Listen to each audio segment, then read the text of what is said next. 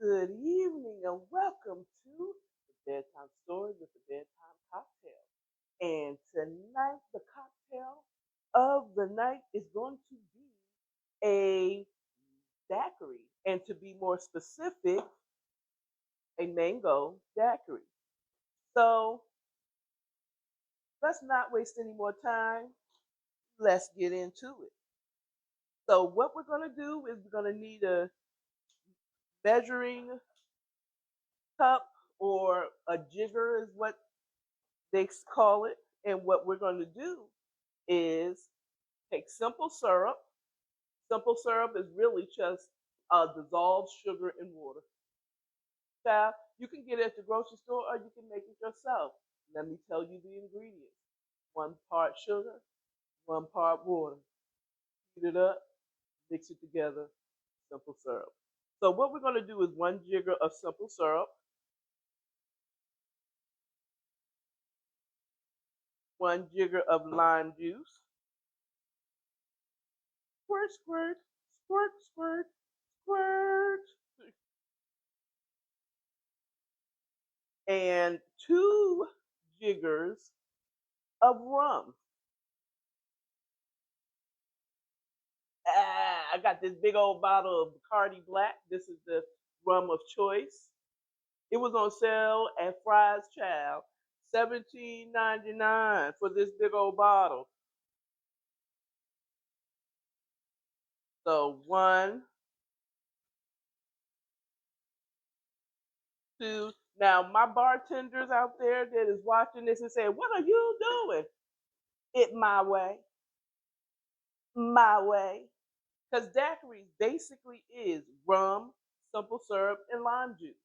Anything else is extra, like this mango juice. Let's let's let's stir it up because it was already open. I tested this recipe out. So 1 jigger of, you know what? Let's do two.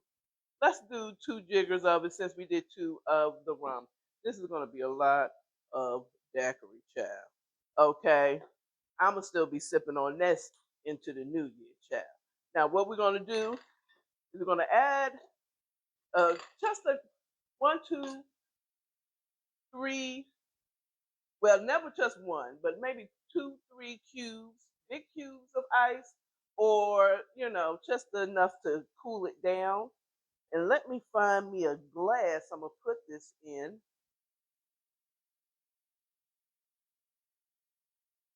So, do I have everything except for the top of this? Hold on for a moment.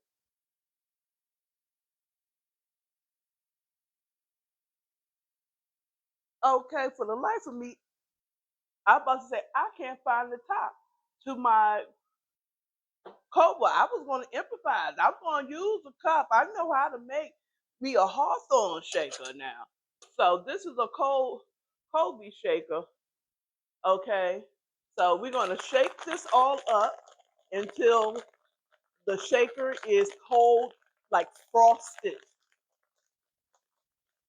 Okay. You see the frost that on that it's ready to pour that quickly. It's a really, really easy drink.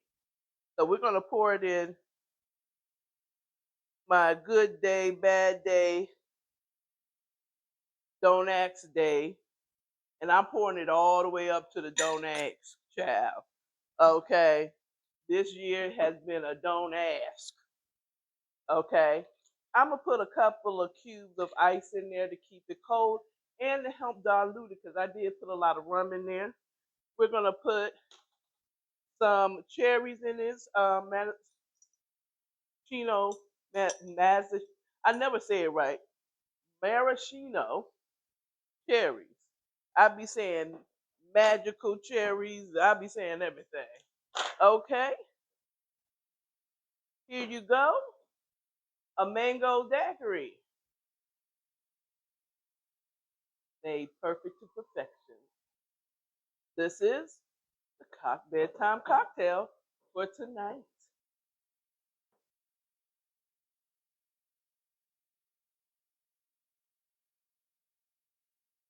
Okay, let's get into the story. But before we get into A Savage and His Lady, chapters 22 and 20. Is it 22 and 23? Hold on before I lie to you. Yes, 22 and 23. This time with book. Let's light our green candle for money in the new year. This is our green candle for money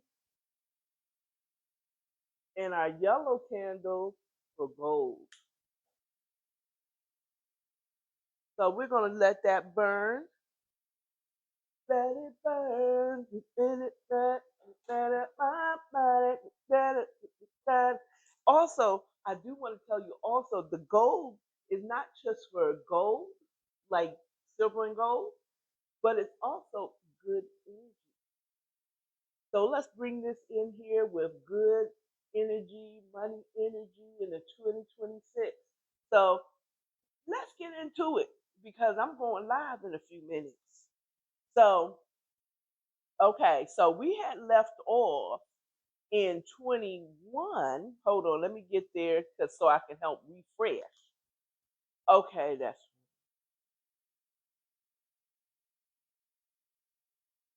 okay. So we in 21 with Ivy calling uh uh De Niro.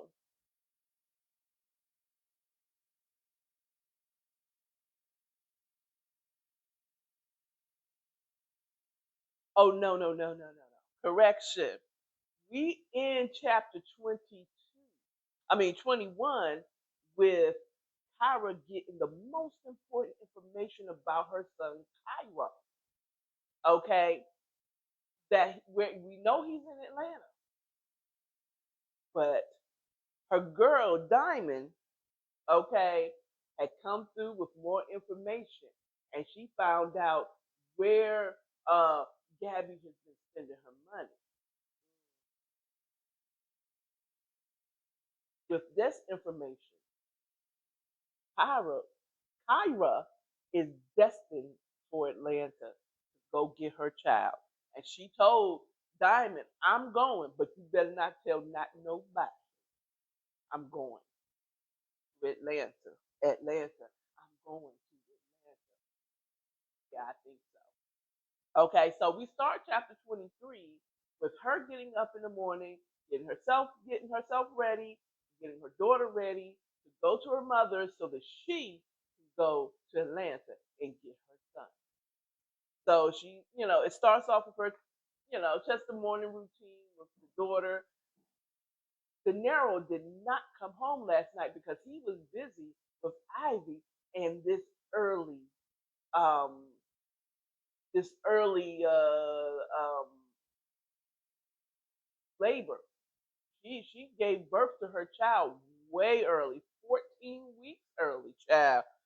That child ain't even done yet. Put him back, and they were trying to keep him in, but um, it ain't helping. It ain't helping. Okay, in chapter 20, was it 22, 21? We find out that she ended up having to have the baby. The baby was born. How did they find out? She posted on Facebook. Ivy is trouble. Trouble, trouble. Okay? And so he doesn't come home.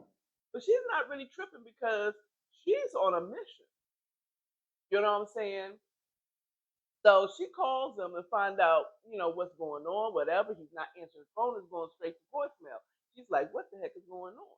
So she calls again, she leaves a voicemail, lets him know, look, I'm not gonna be home when you get home. Okay?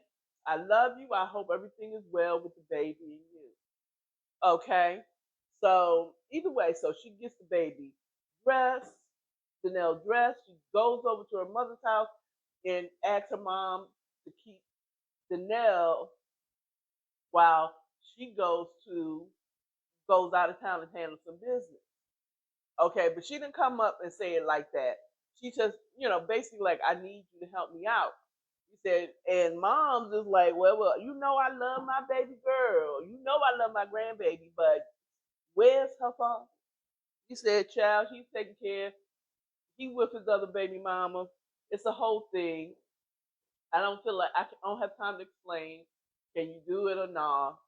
Mama's like, all right. He said, and don't tell De Niro a damn. Okay. Of course, she didn't say that to her mom, but basically, don't tell De Niro. He said, mom is like, you, I don't know, but mom is down. The parents are down because they never told De Niro that that baby was his when she went to jail. So anyway, moving on. So she gets her rental car. She drops her child off, and she hits the road to Atlanta to go get her son. Okay, the next commentary in chapter 22 is De Niro. He's looking at his baby getting poked and prodded, trying to keep this early what you call premature baby to stay alive. And he's looking at them do this stuff to his son, and he's like, this is torture. This is effed up, is what he said. You know, he knows that his phone has died. So the reason why he wasn't answering Kara's calls is because his phone was dead, but he was more occupied with his child and what was going on with him. So he said he's kind of happy that his phone died because he really didn't need to hear Kara's mouth. Little does he know, Kara ain't thinking about him or that baby for real, for real. She's thinking about her baby and bringing that baby home. She'll deal with that other baby when she get back. She don't care nothing about that other baby. Not, I mean, when I say not care, but she doesn't wish the baby to die at all, and she doesn't wish anything bad.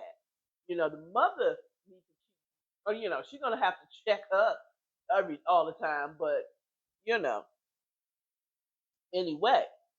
So he's like, you know, checking on the baby, going back checking on Ivy. Finally decides that he needs to go on home. He needs to go ahead and go home and take a shower. He gets home and nothing. Tyra's gone, Danelle's gone. It looks like nobody had been there. He goes into the his room. The bed's messy, like someone has been here, but it's quiet. No one's here. He's like, "Where's Kyra?" Um, so he's like, "Hmm." But mind you, his phone is dead. So he goes and charges his phone. He goes, takes a shower, and he's still kind of wondering what's going on because when he went into the closet, he noticed that on Kyra's side of the closet, like there was some clothes missing, and it looked like she didn't left something, but he don't know what it is. So after he gets out of the shower, this bothers him while he's in the shower. When he gets out of the shower, the first thing he does is checks once his phone gets a little juice and is check his voicemail. Gets the voicemail from Kyra telling him that she wasn't going to be there, and he's like, "Well, what the hell? Where is she?" So he calls her. She's like, "Hey." He's like, "Hey, babe, where you at?" Blah blah blah. Yada yada yada. And she, how she says, "How's the baby?" That throws him off guard. But like he's fun, it's a fighter, it's the whole thing. He said, "Okay, well, I hope everything is well." He said, "Well, where are you? What you doing?" Um, and that's when she starts to humming and humming. Well, I am. He said, "You are not going to Atlanta, are you?" And that's when the phone call comes in. Ivy's calling hysterical because the baby has to be flown to Vanderbilt Hospital for specialists. While he's on the other line with Ivy trying to get the direction of where he needs to go once he puts his clothes on, of course, because just got out of the shower. Does he go to her hospital or does he go to Vanderbilt? She said, go on to Vanderbilt because the baby's there by himself. I don't want my baby by himself seeing them specialists. You know, now mind you, side note, why is Ivy so hysterical? Now, I gotta say, if it was my baby, I'd probably been the same. But she is like holding on to this baby for dear life. Now, spoiler alert, I have read this book before, so I know why she is like panicking right now. She's not just concerned for this baby. She is concerned for this baby like it is the key to life for her. And in some type of way, it is. It's the key to being connected back to her ex-boyfriend, De Niro. You know, it's not even about her trying to get at Kyra or nothing. You got to remember, they dated back in high school. So she's trying to get that old thing back, and she ain't hearing it about Kyra. Now you got to also remember that Kyra and De Niro have been friends since elementary school. Okay, so I'm sure Ivy knows about Kyra, and please believe me, this is good. I I put my foot in it. Anyway, a pretty clean foot too. So moving on. So when he gets back to the other line, Kyra is on. So ooh, I took a couple of too many sips. Um, you know, I skipped over a whole chapter where they kind of go back and forth about their relationship and Ivy and the whole thing, and then that's when he gets the call that she's in the hospital. That whole thing, okay, which led him leaving without saying a word to her where he was going. Okay, later she finds out that's where he is. That's when she gets the information from Diamond, and this what gets her to going to Atlanta. Okay, so child, she's heading to Atlanta, Atlanta, Atlanta. She's heading to Atlanta. Yes, I think so. So she's in the car. She hit Atlanta. She's in Atlanta now. So she pulls off at a gas station so that she can call Diamond's friend Maceo. Now, mind you, I skipped over the part. Let me tell you.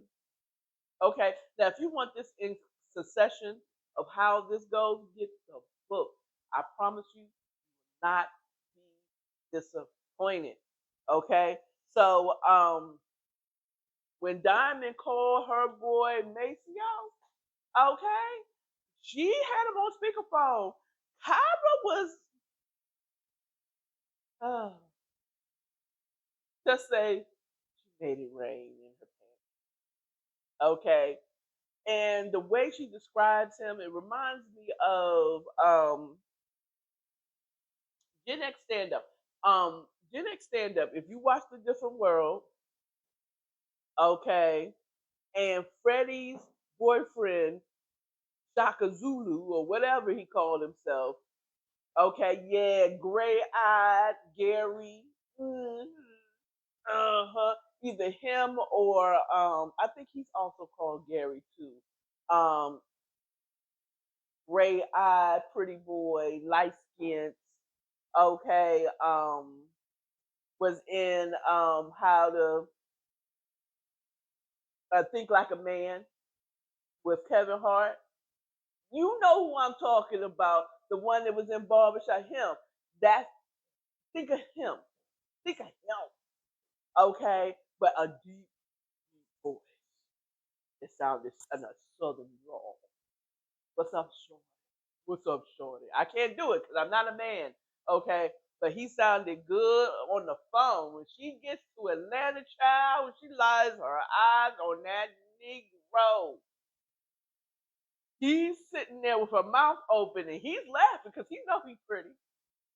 Maceo know he's pretty and he rich.